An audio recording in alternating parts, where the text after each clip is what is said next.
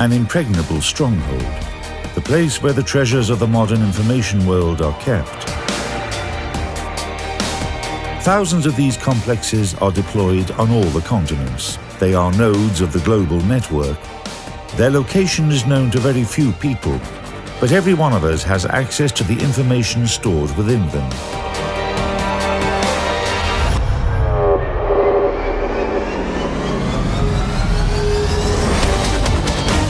Massively multiplayer online games are currently developing at an unprecedented rate. Wargaming projects have fans all around the globe, and their number is ever growing. We have 100 million registered users or active users that are playing at least once a week. We have maybe 80 or 100,000 that are playing on one certain cluster.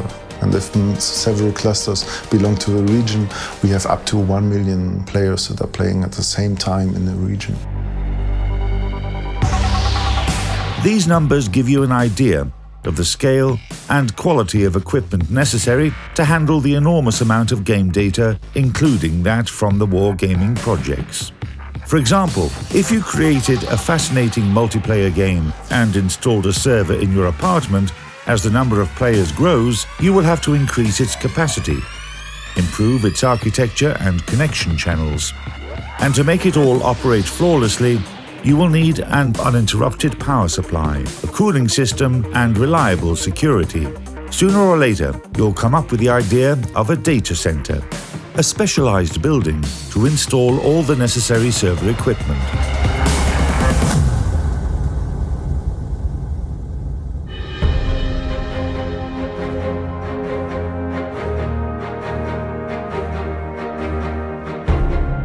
One of the best European data centers is located in Luxembourg, the capital of a small European country. A huge army of wargaming's European players is connected to the servers installed there.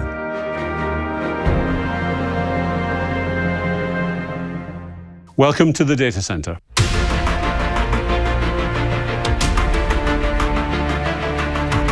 We exist to provide cooling and power to our clients so that they can continuously provide services to their clients.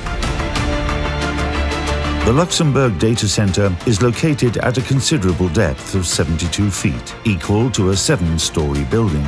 Its total area is 161,500 square feet. The building is kept out of the public eye and has strict security. It ensures continuous round-the-clock work for hundreds of servers and consumes enough electric power for a small city. The power is provided from 2 totally separate sides of the country, and that gives us the whole data center a side A and a side B. All the electrical and cooling services provided on side A are mirrored on side B, and they are completely independent. And this is side B, which, as you can see, is a direct mirror image of side A.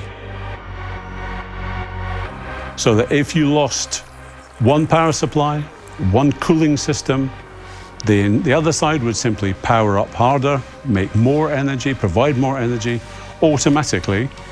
We achieve that by having everything completely duplicated.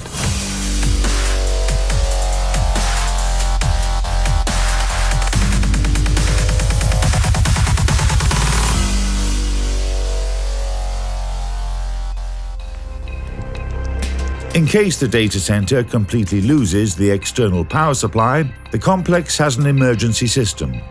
It consists of uninterruptible power supply devices and generators.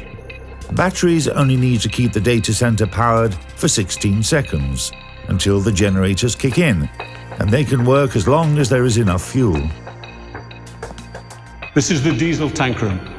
We have 2 50,000-litre tanks of diesel, which will run the data center for 5.5 days at full load. We also have contracts in Luxembourg, Belgium, Germany, and France to have fuel delivered to the data center in under 4 hours. We are third in the queue after the military, hospitals, and then the data center.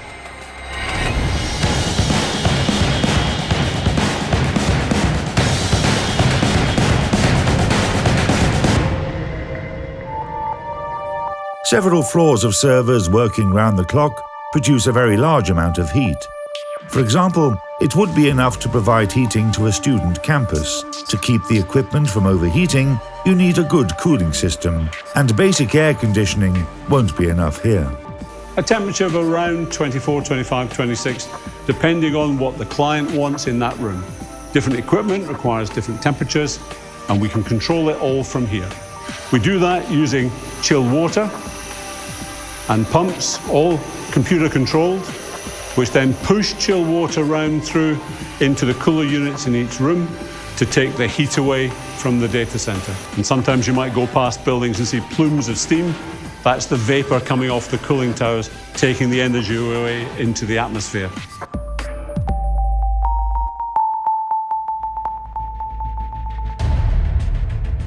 However, all this cutting-edge technology and equipment will just be a huge waste of money if the data center doesn't have a reliable connection to the outside world. Without a constant high-speed internet connection, the very idea of online multiplayer is impossible. We cannot put the servers to Australia when we are playing in Europe. That is the reason why the servers are in Europe. And we cannot choose an internet provider that is sending the packets between London and Paris via New York. So we must choose one that is very good connected. And that is the reason why we are selecting the biggest ISPs in the world that are best connected to avoid such a problem.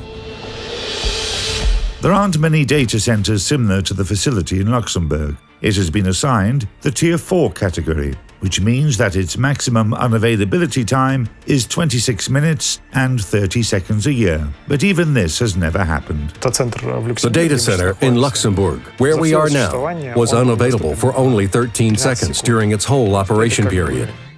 And that's not bad at all. Every time a player clicks the battle button, a colossal machine starts working and creating a unique in-game reality. Every minute, people from different countries connect to servers rented by Wargaming to face other players in battle and win, to have fun playing and communicating. This is the reason why Wargaming deploys its servers in the most reliable data centers, outfitted with state-of-the-art equipment. 24 hours a day, 7 days a week, 52 weeks a year. This plant never stops. It runs forever, and that's our job.